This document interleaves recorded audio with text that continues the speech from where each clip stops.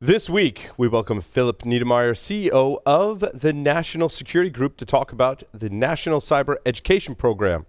In the second segment, we welcome back Josh Abraham. He's a staff engineer at Praetorian. He was on Enterprise Security this week, talking about the MITRE attack framework for defenders. He comes on Paul's Security Weekly today to talk about the MITRE attack framework for attackers. In the security news, Tenable experts have found 15 flaws in wireless conferencing systems. Julian Assange refuses exfiltration to the U.S., or extradition, I guess we should say. Proof of concept exploits for SAP flaws are now at risk of attack, and it's interesting as to why. $1.7 million was stolen from a church through phishing, and marijuana as a religion. All that and more on this episode of Paul's Security Weekly.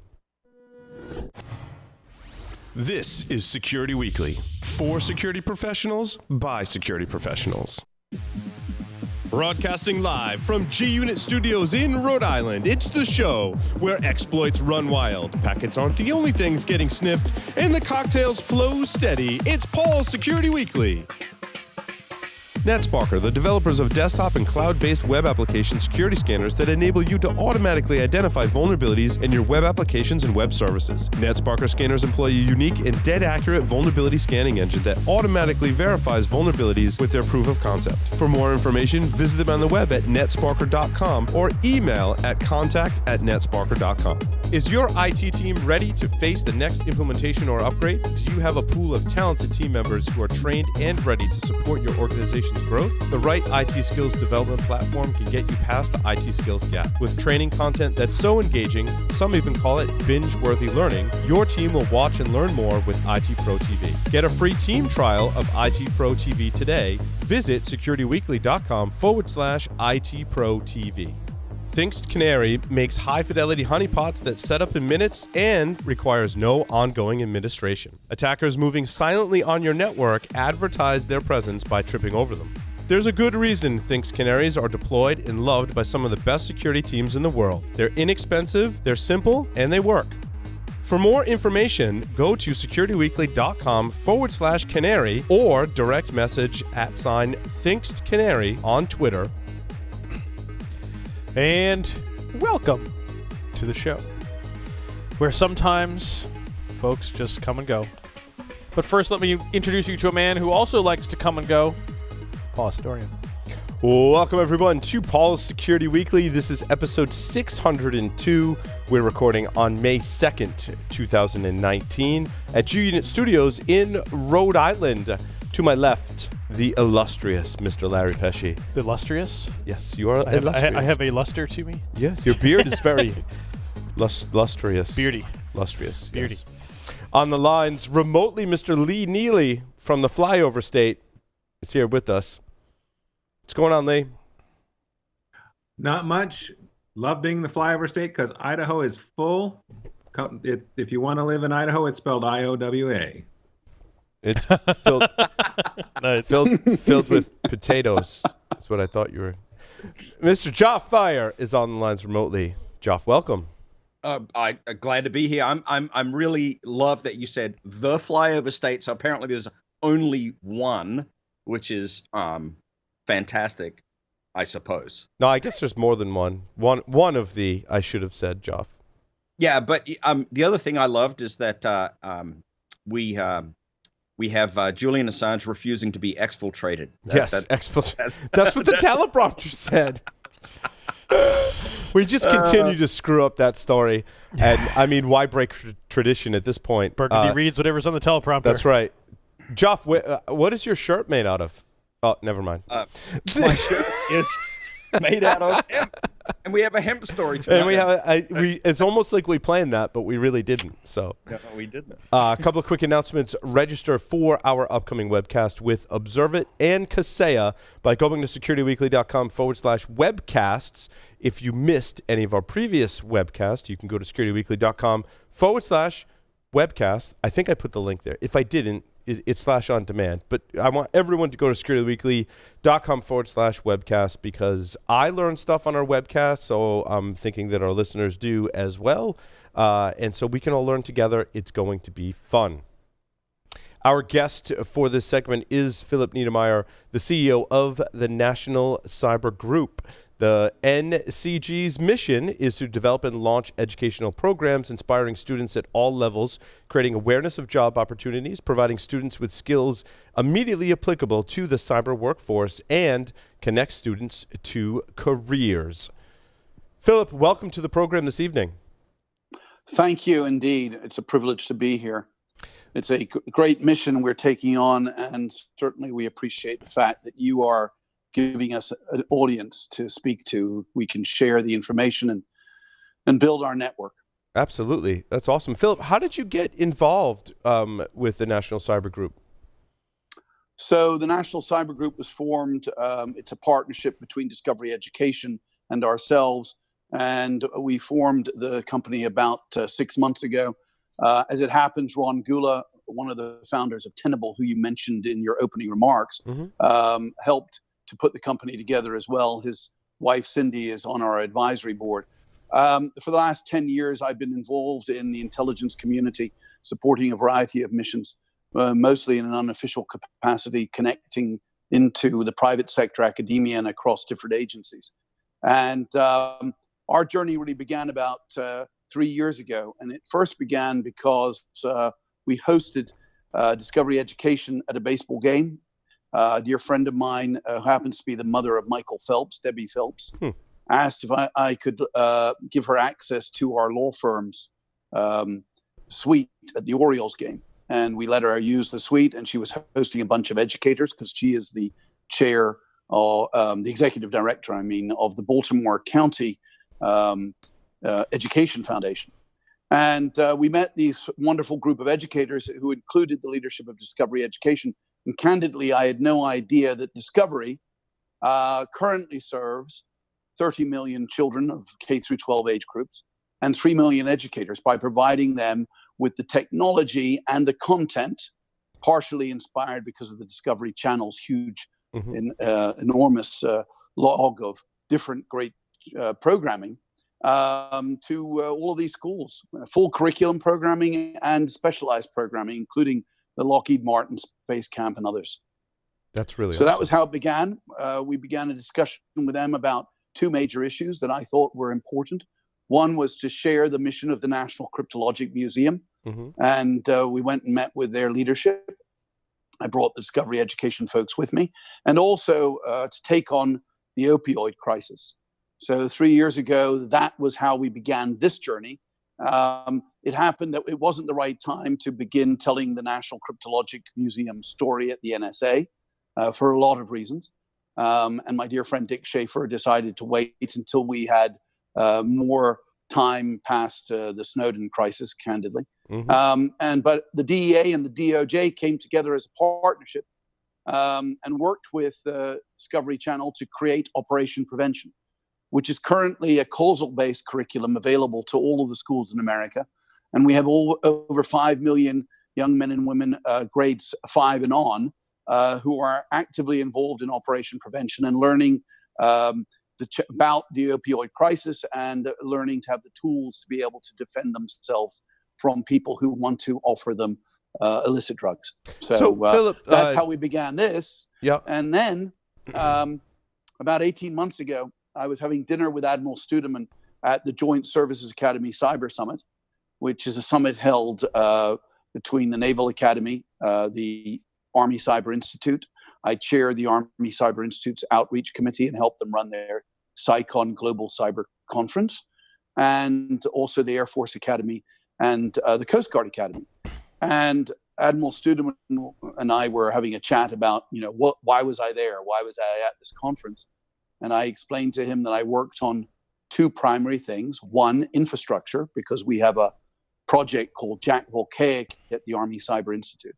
Our last episode of Jack Volcaic was when we took over the city of Houston, and we had almost 400 people in their command center last July.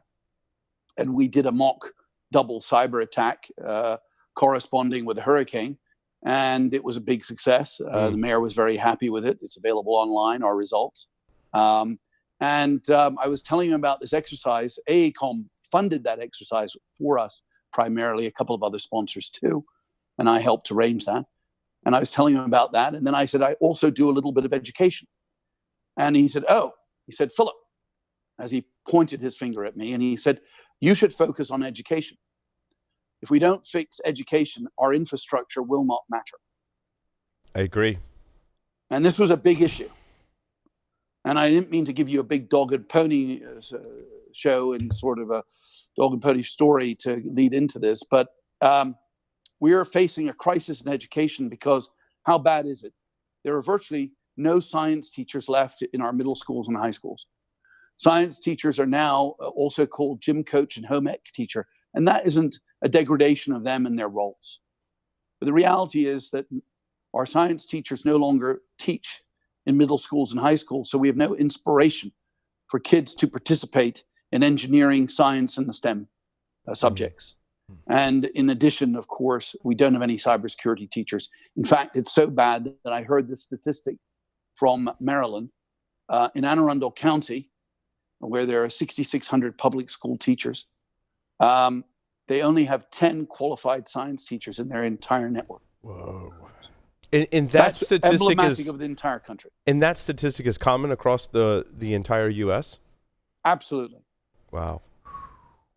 That explains some. Now, when I think about this, that I know that when you say qualified to teach science in that type of area, I know that there are people teaching science. Does that mean that they're not qualified to teach science, yet they are? So they have their teacher certificate and they follow the curriculum to the best of their ability. Got it. But they didn't specifically I study respect their efforts. Don't get me wrong. But what we've got to understand is that people who tend towards the sciences, obviously the gifted ones, they're going to go there anyway. But we have to inspire others to be engineers. You know, our enemies, specifically China, are producing more PhDs than we're producing bachelor's degrees in science subjects because of the numbers. Right. It's interesting in my own experiences with my children, and Larry, I believe you're in the same camp. Mm-hmm. Science and technology are something they learn from mom and dad. Yeah. In our homes, not necessarily from school. We supplement, I think, the school curriculum and build upon it, and even jump ahead. I'm like, what do you mean you haven't studied any physics or planets or the solar system? I'm like, all right, let's go to the whiteboard. Arguably, our particular school system is arguably one of the best in the state, but they do have some really great science and STEM programs. So that's a little bit of a difference. But so I maybe not find as money as some others do, but it's definitely noticeable. Yeah, Philip, you were saying that Discovery Education is providing the curriculum. What I found that almost it has to accompany the curriculum is training for the teachers, and there are some efforts in that area. But if you could speak to that. Yeah, so in the Discovery platform, they teach through technology, so web, screen in classroom, an app, and the teachers become coaches because, of course, the teaching is coming from experts, world-renowned experts in whatever subject matter it is, and then it's delivered, and then they provide a classroom plan. So it's very well thought out. I like that model. Extremely creatively done. Yeah, because that model can scale, right? Because the way I always thought of it was we need to train the teachers, but if there's not enough teachers and they don't have enough time or resources to train, in your model it scales much faster and much better. Right. So we can scale. Our plan is that we are raising $25 million. We're going to offer this entire program to all the schools in the country for next 3 years for free. We are partnering with a huge range of very capable people. And we are collaborating closely with the National Security Agency and other agencies and private sector companies. I literally just got off the phone with North Dakota, who have a developed cybersecurity K through 12 curriculum, and that we'll be partnering with them as well. And of course, North Dakota has an advantage. They have big spaces, but not that many people. Right. Well, we've got lots of people to teach.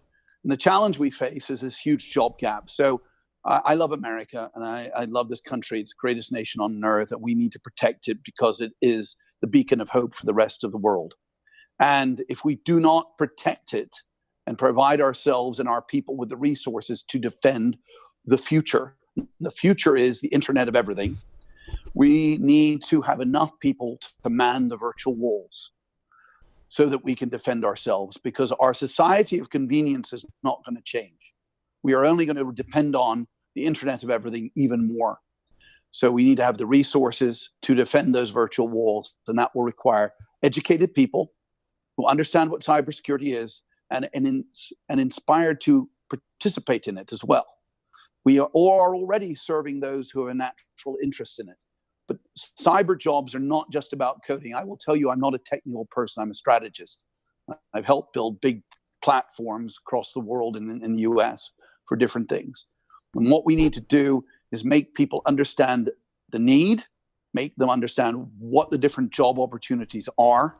And also, we have to invigorate them to participate. Agreed. I'm struggling how to structure this question without offending anyone, but we've all read articles about millennials and Generation Z and their kind of work ethic and overall outlook on life. Is that something that, when we look at some of the negative portrayals of those generations, that we can fix with education?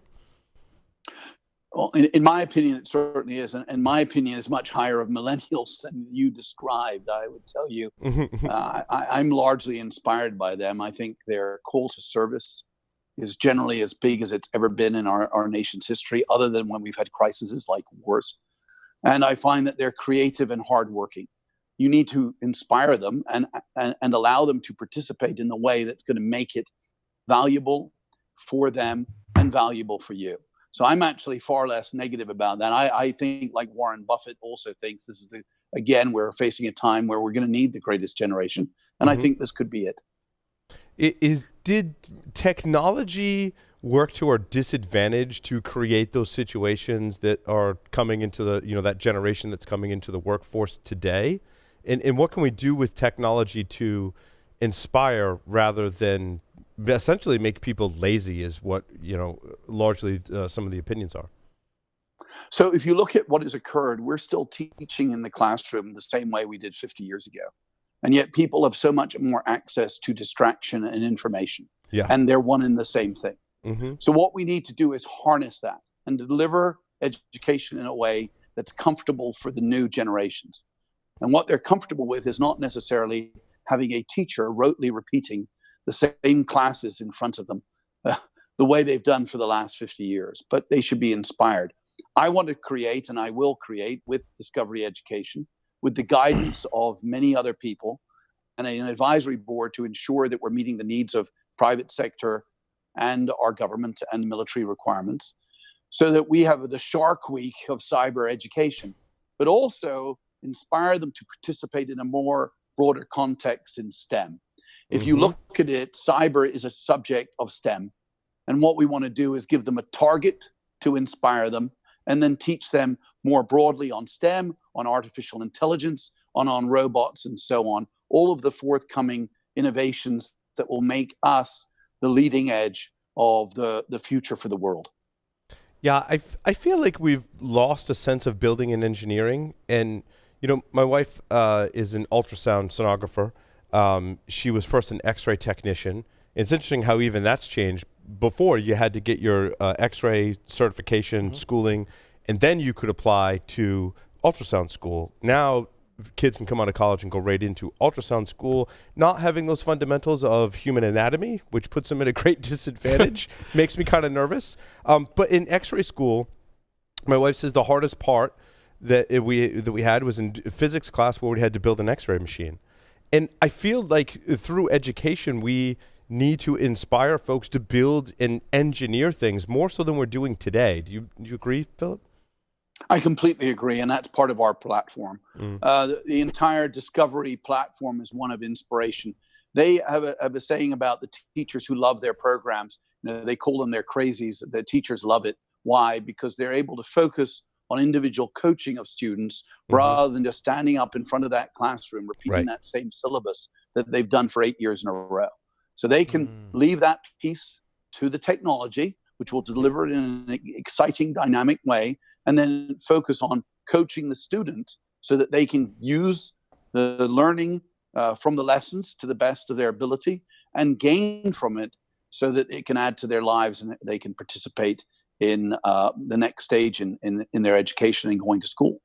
You know what's interesting, Philip, is you really kind of highlighted the difference between traditional teaching and coaching. And it's very different. And I think of the way that you would teach a class traditionally and the way that I coach, Little League, if I'm coaching Little League, it's very different. In a coaching environment, you're letting the students or team members learn a kind of the way they learn, right? They're struggling with one thing, you may have them do a specific drill. If they're struggling with another thing, it might be a different drill for that person in a slightly different way. In teaching, like, everyone gets the same drills, and that's not applicable. In your model, is that like one of the goals, is to let people learn the way they learn, because we all learn differently? The entire Discovery platform focuses on pedagogical development for individual students so that they can learn at their own pace. It's fantastic. And it really does work. Not only does it work in a general capacity, so students who are good students tend to do better. Average students do well. They stay about the same, interestingly enough. But the weaker students, particularly minorities, and in the sciences, we have to address the gender gap, which is a massive issue, especially in cyber. And girls participating in the Discovery platform in STEM education also outperform in tests they've done over whole states. I mean, there are obviously going to be individual areas where these numbers haven't been successful. So. Yeah, and there's a lot of research to support that. Alice.org was a research project that I believe came out of Carnegie Mellon and proved that females actually learn better in an engineering setting when there's some type of gamification of that. So, yeah, you're absolutely on the right track. Sorry, Lee, did you have a question, comment? So, as I was sitting here listening to the program and all the neat things, I'm thinking, there's got to be people listening to us are saying, like, we don't have this. How the hell do we get in on this action? That's a good question. Go ahead. Thank you for that. I'm glad I sent you the $10 earlier. We are, my great dear friend and the inspiration, much of my inspiration in cybersecurity is Lieutenant General Rhett Hernandez. General Hernandez stood up Army Cyber Command at a critical time in our nation's history. And it is said of him that he took the equivalent of the Niagara Falls of data and put it through 7 straws. He's retired now and is the chair of the Army Cyber Institute at West Point. And, when you're dealing with people like him and being inspired by him, you feel very fortunate. So if people want to reach out to us, what General Hernandez says we are doing is we're building a constellation of capabilities to meet the needs of the nation. And I love that term.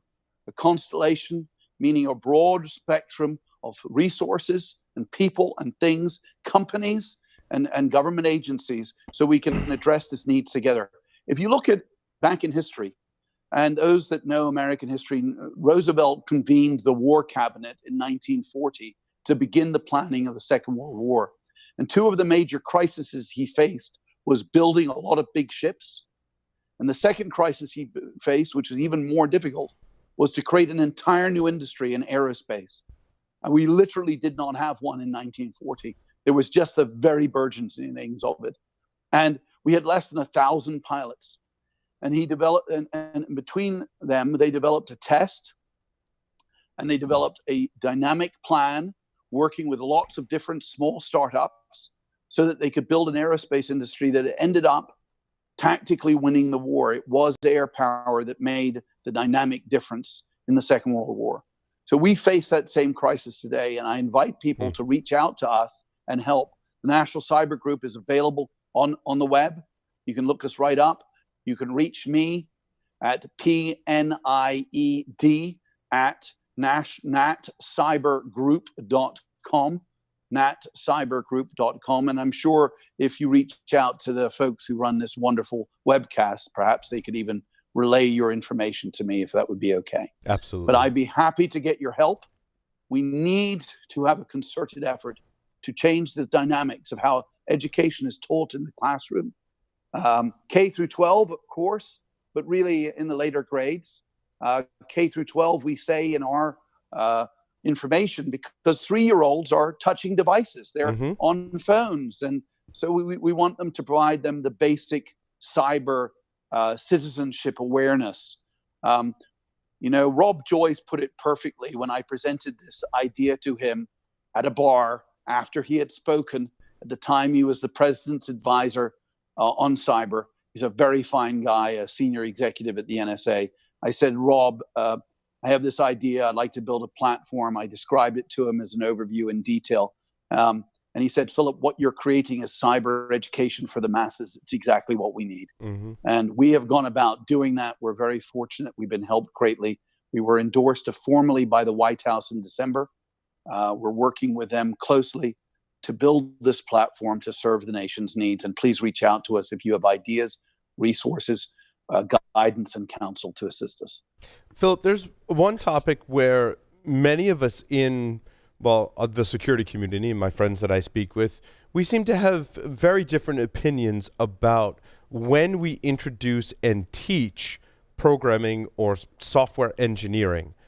I'm of the opinion, self-serving, that we should introduce it as early as possible. In my experience, working with my own children and kids in our community, when I whiteboard stuff out or write it on a napkin at a restaurant and introduce coding, in early elementary grades, they seem to really get it, right? Now, there are others that say they're going to learn that inherently. We should focus on social skills and letting them play and all that stuff. And there are others that say we should introduce that later in a more formal setting.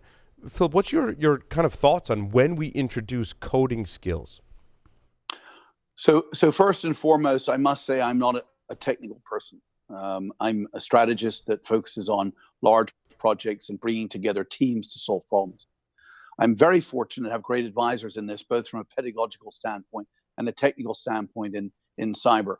One of the things we want to emphasize is that you don't need to code to join and become part of the cyber community. In fact, about 85% of our jobs don't involve any type of coding. Far more analysis is necessary and problem solving. We do believe that coding can start at an early age when it's appropriate. We also believe that problem solving is the key. Instilling the concepts of problem solving is really the key to our industry. And we will begin telling those stories and encouraging participation in that realm and in those topics rather than the very technical matters. We also think, to a certain extent, the gifted and talented naturally have an affinity to be drawn to our industry in these regards, in coding and so on. So we don't want to focus too much on that area, though we do need to develop it, particularly for those who aren't in areas of the country or in zip codes that have access to either the internet or technical teaching. And we know that there are very gifted people who are missed, and we want to be able to identify them as part of our plan. Philip, how do we bridge the gap with engineers today, specifically software engineers as an example?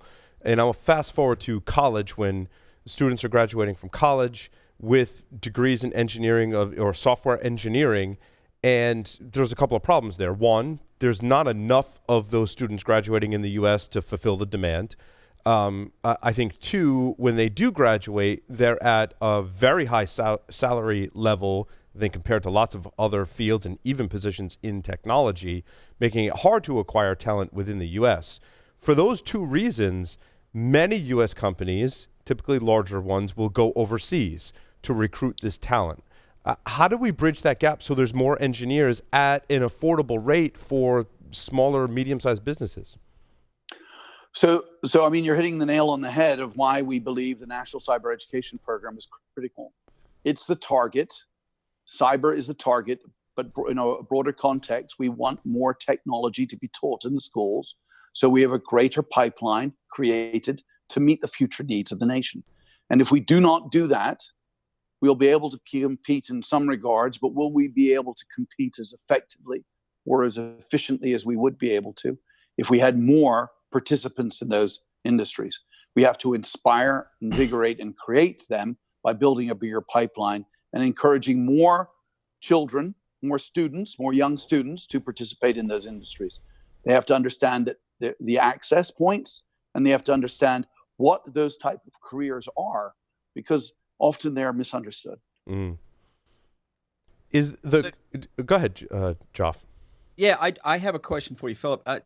So having brought my kids through school, my kids are in their young 20s now, but I was dismayed at the lack of STEM and the lack of emphasis there. Having grown up in Australia, it's very, very different. There's a very strong emphasis in STEM subjects. So my question to you is this: with your organization and what you're working with, how are we going to change the situation at the ground floor? And let me qualify the question. We have significant local community downward pressure on salaries for teaching staff, and you're not going to be able to get somebody like me to go into a elementary school or a secondary school and teach very high quality STEM-based cyber information. So how do we bridge that gap? How do we get talent at the level where the kids are in the school so that we can chicken and egg problem. build the pipeline appropriately? Because there's a lot of politics there, and I just wonder how you're engaging on that particular issue. Yes, let me address that specifically. And the beauty of the platform that we built with the National Cyber Education Program, partnered with Discovery, addresses this exactly. Because we are not needing to have qualified science or cyber or technology teachers in the classroom. A screen will be in the classroom with perhaps even you, Josh, broadcast nationally teaching a particular topic or commenting on a particular topic. That screen will be enhanced by a curriculum that's properly pedagogically developed to meet that type of subject matter delivery. It will be further enhanced by two other factors: a coach, a teacher who cares and is properly nurtured to be able to coach the subject, but not teach the subject. And they're very different matters. Mm. And then lastly, we're going to engage with the private sector and with academia, so that in the private sector, we will have real live vignettes talking about the industry on a broader context, telling stories that have relevance to the kids, that are exciting and interesting and not boring. I mean, in the technology community, as you may be aware, cyber people say an outgoing cyber person looks at someone else's shoes, and that's about as exciting as they get. All right. So we have many people in cyber who aren't terribly focused on anyone else but their own product, their own problem. It's not a negative on them. I love them and I'm deeply engaged with the community, but it's a reality that we have to deal with. And some of my dearest friends have been very important within the community, both the private sector and so on. If we replace the teaching component with screens and then we enhance it with the private sector in-class visits and inspiration, telling real life scenarios of why this industry is so critical, why we have to look at cyber as the defense not only of our credit cards, but of our culture going forward, because it is the new, it's a new paradigm that we have to address. I think some of the resistance or hesitancy to get into an engineering field, what I sometimes come back to is a lot of that is driven by fear. The reason you don't do something or don't engage with something or take a risk is largely because of fear. Is there not just lack of or not enough awareness about engineering fields? Is there a fear component to it when you're in an educational environment to getting into education as well, Philip? So, I mean, if you consider over the last 30 years, the degradation of the education community, teachers do their very best. I know many teachers. I coached for many years myself. I worked with middle school and high school students in America. I did not attend an American high school. I went to a boarding school in Scotland. I was very fortunate to have great teachers. However, what we've seen over the years is that the classroom has changed here, but we haven't shifted to take advantage of the technologies we have created in order to deliver education in a different way. We need to utilize those technologies so that teachers are more inspired and kids are more willing to participate.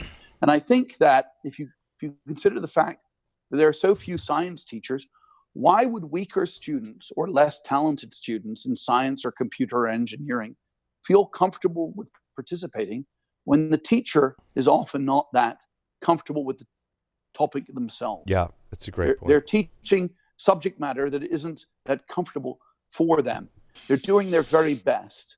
They've picked up the mantle when someone else couldn't do it because there was a shortage. And I respect them immensely. But we still haven't solved the problem. Yeah, the problem is to inspire the kids and get them to participate. Even when they aren't the best and the most talented, they could still do the work and they could still learn to love it and enjoy it. Yeah, and you're right, Philip. You know, when I think kids look at technology and they're using an iPad or, you know, navigating your entertainment device, whatever that is, which is more and more a computer today, right? And if you were to tell them that they could create that, I think many of them would be like, what do you mean? Like that would just be like the fear would set in instantly because it would look like an insurmountable task. Unless, as Philip, you said, they had a coach that said, no, like you can create that. Like here's how you can do like a piece of that. And like, see, you can just start building on that. I think that's really important. Yeah. So important to understand, if I may just interject, is our plan is for an initial 3-year rollout. We'll serve all the schools in America. We plan on initially serving 30 million kids K through 12 with a focus on grades 5 through 12. And during the initial launch, we're going to have a fast track for grades 9 through 12 because obviously they aren't getting the prep material that the kids in the future will. But we desperately need them to be engaged in our community and our industry. In years 4 and 5, we will have developed across the country 3 million educators who will have become capable and comfortable coaches of cyber and STEM topics. Our plan at the National Cyber Education Program through the National Cyber Group and in partnership with Discovery Education will be then to offer those teachers a roadmap so that they can become qualified as teachers in cyber as well. And we will provide that to those 3 million teachers for free. And we hope that at least 10% of them will participate. And if they do, we will have 300,000 more cyber teachers qualified and ready to inspire the kids. It's awesome.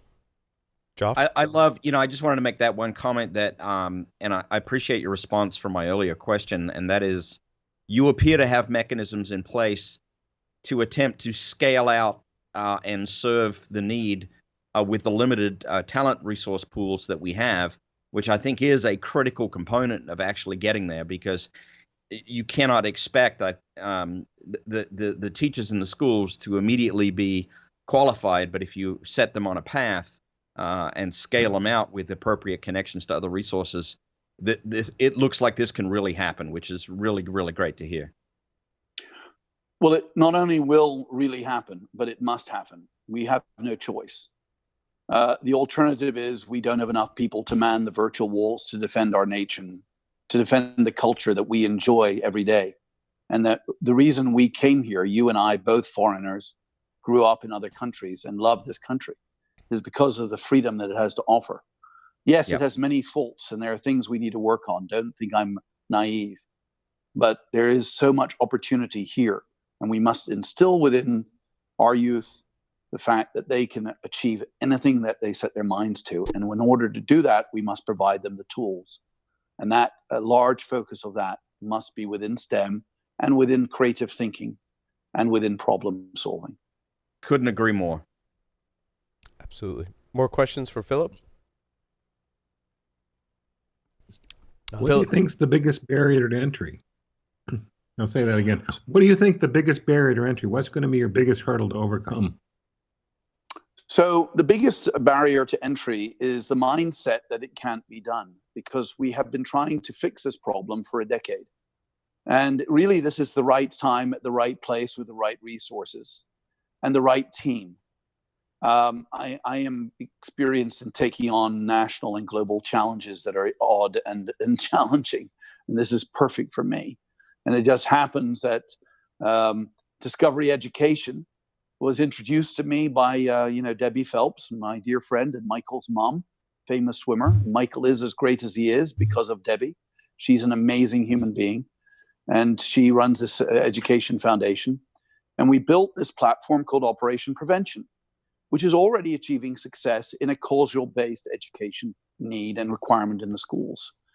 Now we've got an opportunity to take the resources that I have access to, Discovery Education, a successful company with Discovery Channel 2, they're teamed, of course, and to build a platform of cyber education that has STEM components to educate kids across the nation so that they can participate in our industry and help to defend this great nation and the culture that we love so much.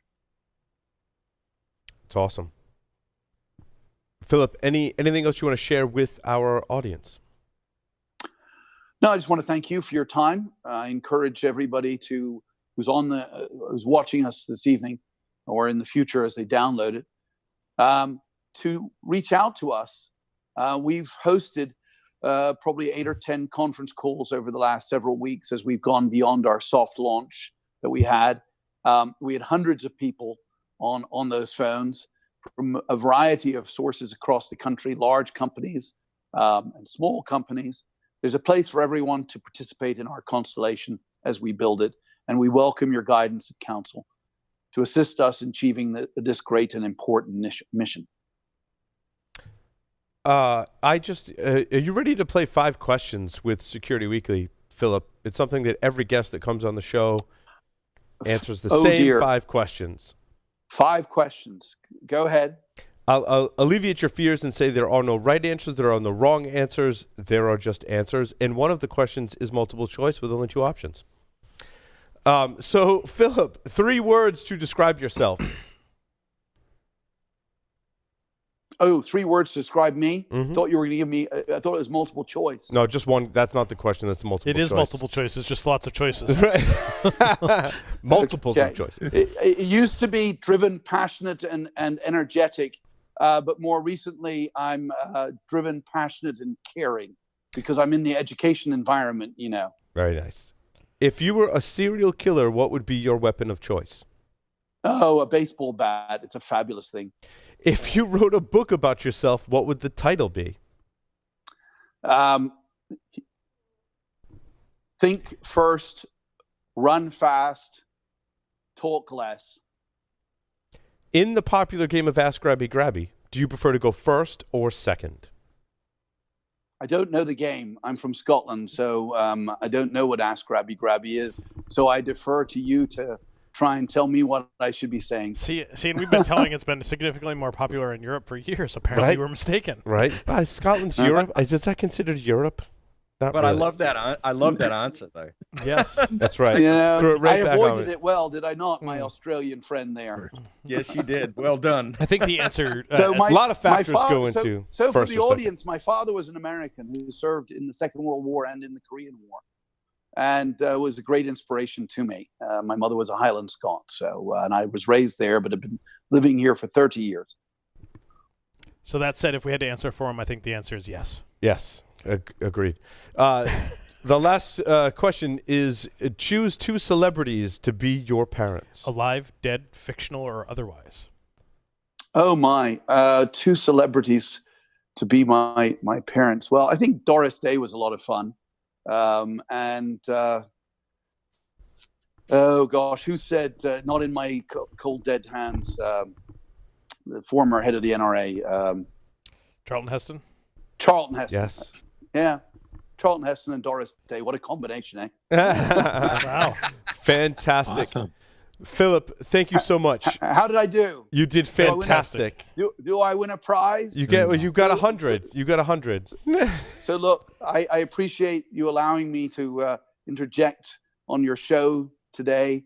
It was a privilege, and I thank you for what you're doing in informing our community in such a jocular way, in such a lively way, in such a dynamic way. I hope you invite me back.